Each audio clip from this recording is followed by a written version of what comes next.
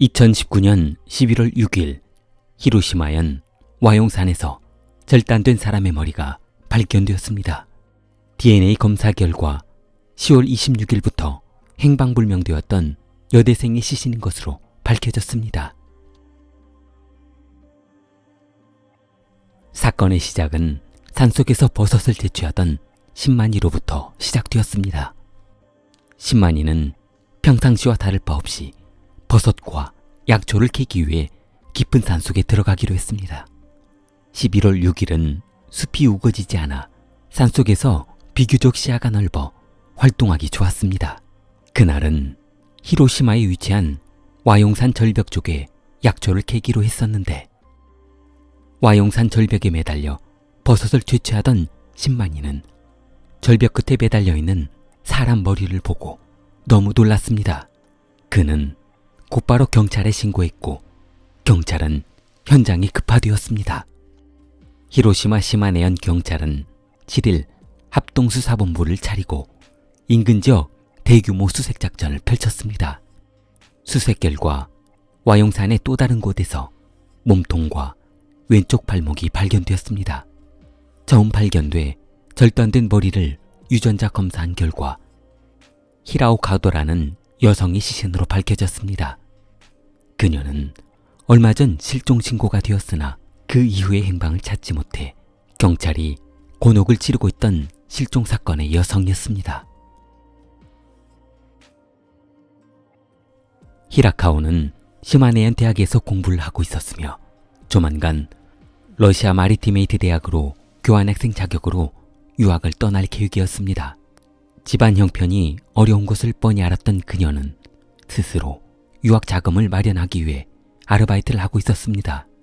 히라오카도는 2009년 10월 26일 이즈미 유메타운 3층 아이스크림 가게에서 아르바이트를 마치고 기숙사로 돌아가는 길이었습니다. 기숙사 쪽으로 돌아가는 듯한 그녀의 모습이 방범 카메라에 찍혀 있었습니다. 그러나 중간까지 걸어가는 모습은 방범 카메라에 찍혀 있었으나 그 이후의 모습은 보이지 않았습니다. 기숙사로 돌아가는 길은 두 갈래 길이 있었는데 도심을 가로질러 가는 방법과 어두운 골목길을 가로질러 가는 방법이 있었습니다. 도심을 가로질러 갈 때는 워낙 많은 방범 카메라와 상점들에서 녹화된 영상들이 남아있어 별 걱정이 없었으나 어두운 골목으로 갈 때는 아무런 자료가 남아있지 않아 항상 걱정이 많았습니다. 시마네 현립대학교 입구에서 기숙사로 들어가는 도심 영상에는 그녀 흔적이 남아있지 않았던 것이었습니다. 히라오카도가 아르바이트를 하고 있던 곳은 기숙사로부터 2.5km밖에 떨어져 있지 않았는데 만약 골목길로 간다면 혼자 가로등도 없는 어둠 속을 가야 하는 상황이었습니다. 경찰은 남자친구를 의심하기도 했으나 올해 입학한 신입생이라서 돈 버느라 아르바이트하는 시간이 많았기 때문에 남자친구를 사귈 만한 시간도 없었다고 합니다. 히라카오가 사라진 지 11일이 지난 11월 6일에 발견이 되었는데 만약 그렇게 인적이 드문 산속에 조기의 시체가 썩어버렸다면 나뭇잎에 덮여 영영 시신을 찾지 못했을지도 못했을 것이었습니다. 그러나 이상하게도 처음 발견된 피해자 얼굴은 울퉁불퉁하게 무엇인가로 조여진 듯한 외상이 있었습니다. 피해자의 눈이 빨갛게 충혈된 것만 보아도 한눈에 알아볼 수 있었습니다. 발견된 머리와 한참 멀리 떨어진 곳에서 발견된 그녀의 몸통은 더욱 이상했습니다. 가슴을 잘라냈는데 절단된 부위가 상당히 민감한 무엇인가로 날카롭게 절단되었습니다. 그리고 가장 충격적인 것은 이 연약한 아가씨의 몸통을 자른 후 내장을 꺼내서 불에 구워버렸다는 것이었습니다. 대퇴골도 골반과 상반신 사이의 근육들이 한쪽으로 쏟아져 있었습니다. 과학수사대는 이런 잔인하게 시체를 훼손한 현장을 한 번도 본 적이 없을 정도였습니다. 조사하던 경찰은 아마도 이 시신이 10월 30일에서 31일 사이에 이곳에 옮겨진 것으로 판단하고 조사했습니다. 경찰은 범인이 이렇게 잔인하게 살해했다는 것은 분명 원한 관계에 의한 사건일 것으로 생각했습니다.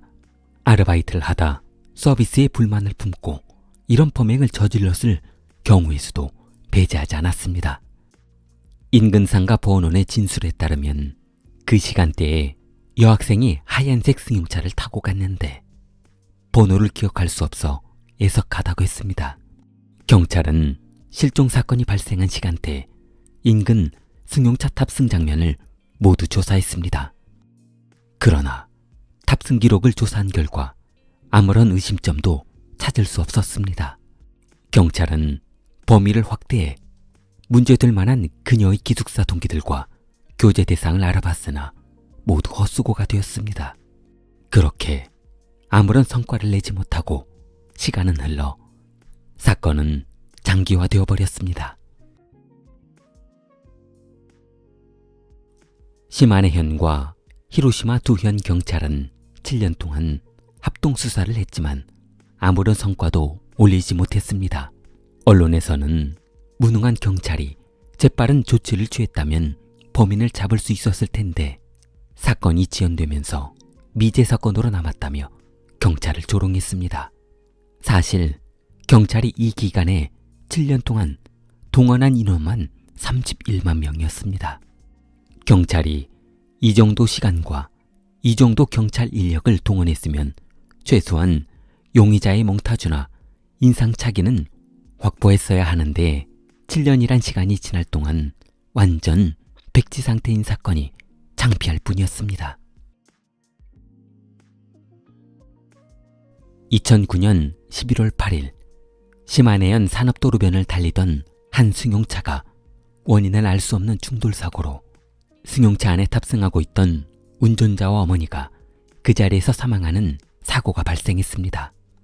차량 소유주는 야노 토미에라는 33세 남성이었는데 현장에서 가드레일에 충돌한 도로에는 브레이크 흔적이나 충돌을 방어하기 위해 저항했던 흔적이 전혀 남아있지 않았습니다. 더군다나 한 번에 큰 충돌을 일으킨 것으로 보아 고의적으로 사고를 일으킨 것으로 보여졌습니다. 그 충돌로 차량은 화재에 휩싸이게 되어 전소되면서 차 안에 탑승했던 탑승객은 모두 사망해버렸습니다. 경찰은 어머니와의 불화인지 가정사로 인한 불화인지는 알 수 없었지만 단순한 가족무제 사건으로 마무리했습니다. 2016년 경찰은 미제 사건 특별수사팀을 만들어 히라카오 사건을 다시 조사하기로 했습니다.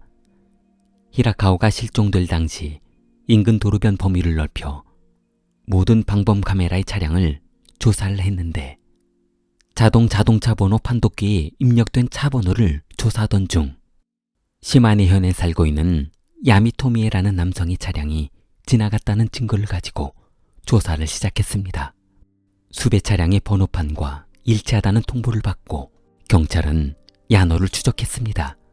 그러나 놀랍게도 야노 토미에는 이전에 성범죄 전과가 여러 차례 있었던 남성이었습니다. 경찰은 서둘러 야노의 집으로 향했습니다. 그러나 야노의 집은 텅 비어있는 빈집이었습니다. 7년 전에 교통사고로 사망한 것이었습니다. 경찰은 너무 허무했습니다. 증거 하나 없이 7년 동안 수천 명의 경찰력을 동원해 조사했던 것이 헛고생이었다고 생각하니 너무 허무했습니다. 그러나 경찰은 야노가 이전에 성범죄 전과가 있었다면 그들만의 특징인 녹화를 했을 수도 있다는 생각을 하게 되었습니다.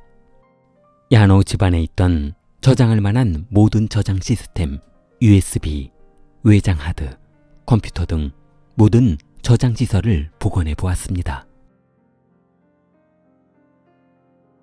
삭제된 USB 저장 장치에서 사망한 히라카오의 살해 장면이 고스란히 발견되었습니다.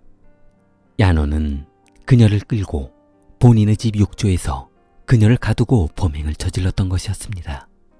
57장의 사진에는 욕실에서 벌어진 야노의 모든 범죄 행위가 녹화되었습니다.